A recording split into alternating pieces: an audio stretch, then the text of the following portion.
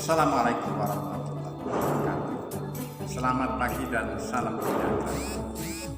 Tidak lupa dan tidak bosan, saya mengajak kita semua, marilah setiap kegiatan kita awali dengan niat dan doa mendekatkan diri kepada Allah Subhanahu wa Ta'ala. Mudah-mudahan dengan cara itu kita terbimbing, terbimbing menuju ke jalannya, dan mudah-mudahan dijauhkan Allah dari pengaruh-pengaruh buruk, terutama pengaruh setan. Setan itu adalah makhluk Allah yang paling dikehendaki oleh setan itu kepada manusia adalah bagaimana supaya manusia itu punya sikap malas. Itu yang pertama. Setelah sikap malas itu terbentuk, maka kita diajak menjadi orang yang bodoh. Setelah bodoh jadi miskin. Setelah miskin, masuk miskin di situ banyak hal, bisa miskin harta, bisa miskin ilmu. Baru setelah itu kita diajak menjadi nakal. Mudah-mudahan kita terhindar. Anak kami sekalian, hari ini adalah pertemuan ke-6 bidang studi bahasa Indonesia kelas 12 TKN. Nah, pada pertemuan kelima kita membahas pengertian kesusastraan. Kita membahas kesusastraan yang ada kaitannya dengan pengertian novel. Anak-anak, banyak hal yang perlu kita gali. Banyak hal yang perlu kita gali agar pengertian novel itu sendiri dapat kita pahami dengan benar. Satu pemahaman yang salah akan bisa mengakibatkan perilaku yang salah.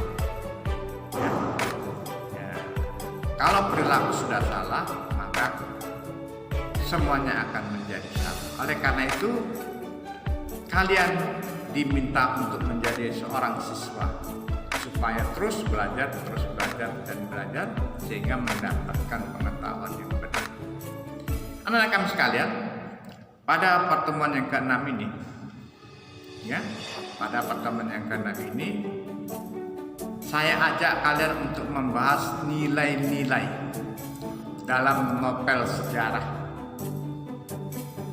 Jadi novel sejarah sebagai salah satu karya tulis yang ketika menulisnya direncana, bukan asal buat. Dia memang harus memberikan manfaat bagi pembacanya. Bagaimana supaya dia bermanfaat? Maka ditetapkanlah tujuan-tujuan itu. Bagaimana kita bisa untuk mendapatkan tujuan-tujuan itu? Kita harus cari nilai-nilai apa yang terkandung di dalam tulisan itu sendiri. Ingat anak kami sekalian, di pertemuan yang lewat saya ada menjelaskan novel sejarah, ada pula teks sejarah. Saya juga pernah menjelaskan yang namanya fiksi dan non-fiksi. Nah, ini harus dibedakan, fiksi dan non-fiksi harus dibedakan. Baik, kembali kita kepada pembahasan tadi, yaitu membahas nilai-nilai dalam novel sejarah.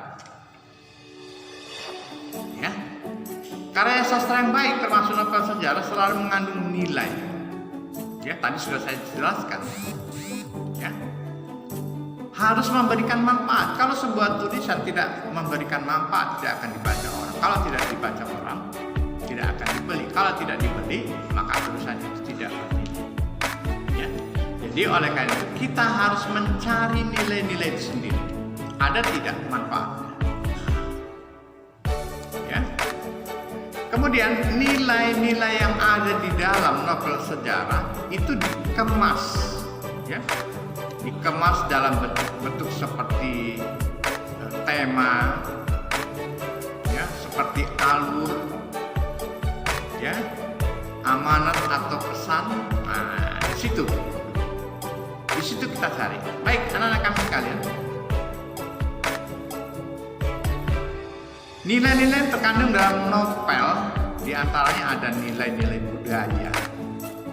Kalau budaya ini berarti hasil ciptaan manusia yang bisa membedakan satu kelompok manusia dengan kelompok yang lain.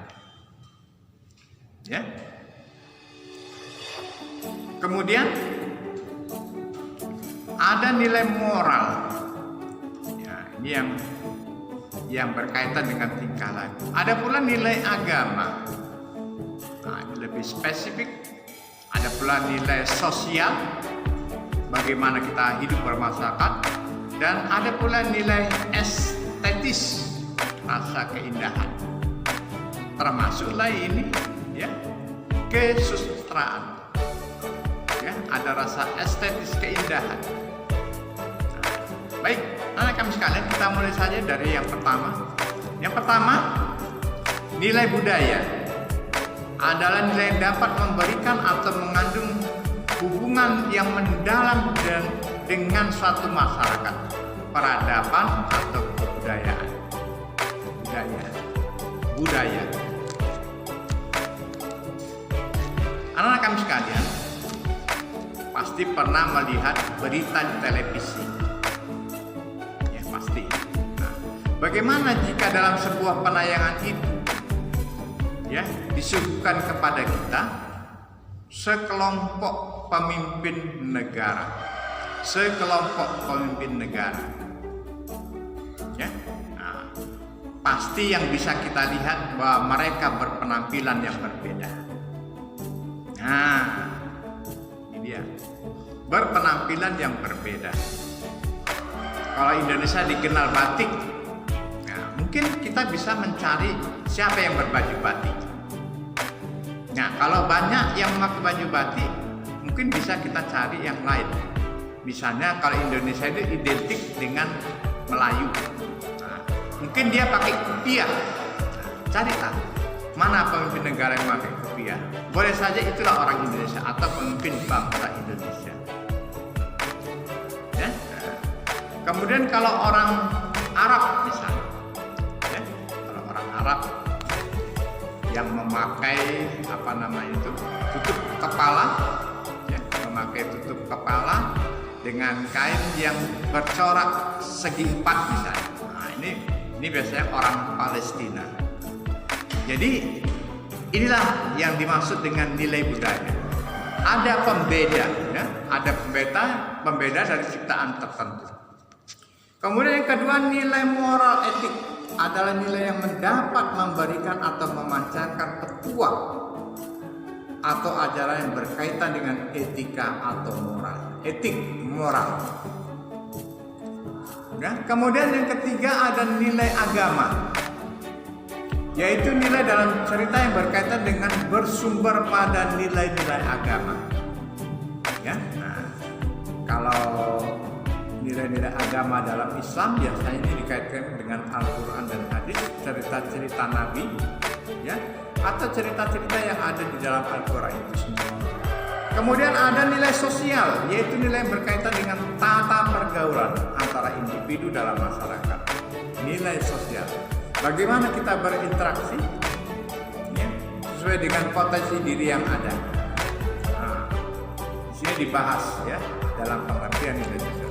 Kemudian ada nilai estetis, yaitu nilai yang berkaitan dengan keindahan, baik keindahan struktur pembangunan cerita, fakta cerita maupun teknik penyajian cerita. Nilai estetis, rasa keindahan. Jadi nilai estetis ini berkaitan dengan rasa. Sebagai contoh begini, ada seseorang yang ketika melihat pameran lukisan, dia sanggup membeli sebuah lukisan dengan harga 10 juta, sementara orang lain tak menganggap bahwa lukisan itu tidak ada nilainya. Nah, ini yang ditanya adalah nilai estetisnya, rasa keindahan. Jadi rasa keindahan itu adalah sesuatu yang relatif. Mungkin bagi seseorang bernilai, bagi orang lain tidak bernilai. Ya. Atau dengan kata lain berbeda. Satu dengan yang lain memiliki rasa yang berbeda. Itu anak-anak kami sekalian untuk pertemuan kali ini yang bisa saya jelaskan. Allah pasti akan memberikan kita umur yang panjang dan kita akan ketemu pada pertemuan yang akan datang. Terima kasih dan mohon maaf.